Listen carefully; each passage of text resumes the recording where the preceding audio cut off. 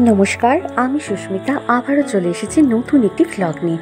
আমার নতুন ভ্লগে আপনাদের জানাই অনেক অনেক স্বাগত। তো এখন বাজে সকাল প্রায় 7:30টার মতো। আমি কিন্তু স্নান করে ফ্রেশ হয়ে নিয়েছি আর রেডিও হয়ে নিয়েছি। আর অবশেষে সেই দিনটিও চলে এসেছে, আমি ফিরে যাচ্ছি আমার বাড়িতে। আমি আমার হোম টাউনেরই একজন ডক্টরের আন্ডারে রয়েছি, তো এই কয়েকটা মাস ওখানেই কাটাবো এটাই ভেবেছি। অ্যাকচুয়ালি আমার বাড়ি থেকে শ্বশুরবাড়ির ডিস্টেন্সটা অনেকটাই বেশি, যাতায়াত করা পসিবল নয়। তাই সব কিছু ভেবে এই সিদ্ধান্ত নেওয়া যে আমার 7 মাসের স্বাধীর পর বাকি দিনগুলো আমি ওখানেই কাটাবো। সকাল সকাল আমি একটু ব্রেকফাস্ট করে নিয়েছি, অন্যদিন কিন্তু স্মুদি বানিয়ে খাই, আজ আর ইচ্ছে হলো না। তো ব্রেকফাস্ট সেরে চলে এসেছি ছাদে, আর এখানে আমাদের ঠাকুর ঘর। তো যাওয়ার আগে ভাবলাম আমাদের ঠাকুর ঘরের সমস্ত ঠাকুরগুলোকে একবার প্রণাম করে যাই। সত্যি বলতে প্রতিবার যখন বাড়িতে যাই মনের মধ্যে একটা আলাদাই আনন্দ থাকে, কবে সেই দিনটি আসবে আর কবে বাড়ি যাব। আমার বিবাহিত জীবনে এই প্রথমবার বাড়ি যাওয়ার আগে মনে একটা হালকা কষ্ট অনুভূতি হচ্ছে। জানি না সেটা কেন, হয়তো এতটা দীর্ঘ সময়ের জন্য যাচ্ছি সেই কারণেই। তো যাই হোক, ওপরে ঠাকুর প্রণাম করে চলে এসেছি। এই যে আমার ঘরের ঠাকুরকেও পুজো দেওয়া হয়ে গিয়েছে, আর এখন নিচে গিয়ে সামান্য কিছু খেয়ে নেব।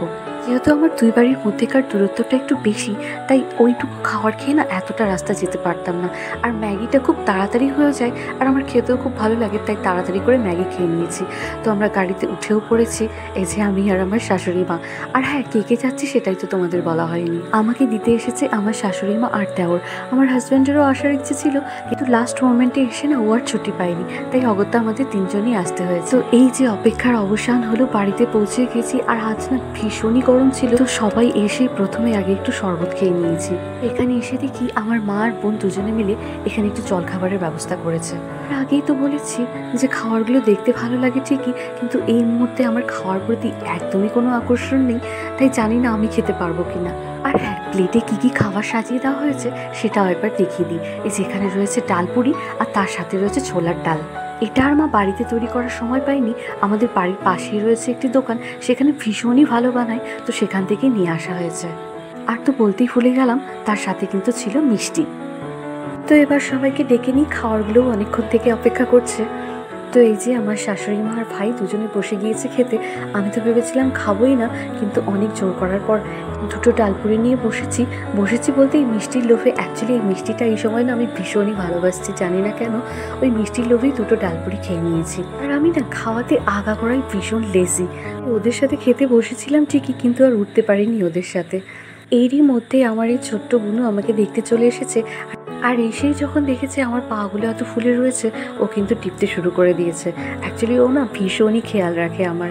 যাই হোক, গল্পে গল্পের বেলা কিন্তু অনেকটাই হয়ে গিয়েছে, এখন দুপুর প্রায় 2:30টার মতো বাজে। তো এখন ব্যবস্থা করা হয়েছে একটু দুপুরের খাবারের। তো এখানে এসে দেখি আমি, মা আর বুনু কিন্তু অনেকটাই রেডি করে নিয়েছে। তো আজকের মেনুতে কী কী রয়েছে সেটা একবার বলে দিই। এখানে রয়েছে পটল ভাজা, লাল শাক ভাজা, তার সাথে স্যালাড, মাছের মাথা দিয়ে মাসকালাইয়ের ডাল, পাবদা মাছ, কাতলা মাছ, খাসির মাংস, চাটনি, পাঁপড় ভাজা আর মিষ্টি। আর হ্যাঁ, সাথে হয়তো দই ছিল, এখানে অ্যাকচুয়ালি দেখতে পাচ্ছি না, তো তাই সেটা বলতে ভুলে গিয়েছি। আর যা দেখছি আমাকেও মোটামুটি অল্প অল্প খাওয়া সাজিয়ে দিয়েছে, কিন্তু এই মুহূর্তে আমার আর সেগুলো খাওয়া সম্ভব নয়। শুধু ভেবেছি ডাল দিয়ে অল্প খাবো, কারণ না খেয়ে তো আর থাকতে পারবো না। এত খাওয়া শুধু আমার দেখতেই ভালো লাগে। আগেই বলেছি খাওয়ারের প্রতি না আমার একদম কোনো আকর্ষণ নেই।